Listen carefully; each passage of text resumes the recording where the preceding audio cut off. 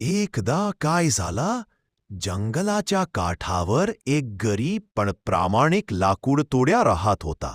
रोज तो नदीकाठी जाऊन झाडांची लकडे तोडायचा आणि गावात विकून आपल्या घराचा पोट भरायचा. एका दिवशी तो नदीकिनारी झाड तोडत असताना त्याचा कुल्हाडा हातातून सटकला आणि नदीत पडला. तो बिचारा खूप हताश झाला. माझ्याकडे दुसरी कुल्हाडा सुद्धा नाही, असं म्हणत तो बसून रडत होता. तेवढ्यात नदी देवता किंवा देव याच्या समोर प्रकट झाले आणि विचारले, काय झालं रे? लाकूड तोड्याने सगळं खरं खरं सांगितलं. देवाने नदीत डुबकी मारली आणि एक चमकदार सोनेरी कुल्हाड घेऊन आला. ही तुझी कुल्हाड आहे का?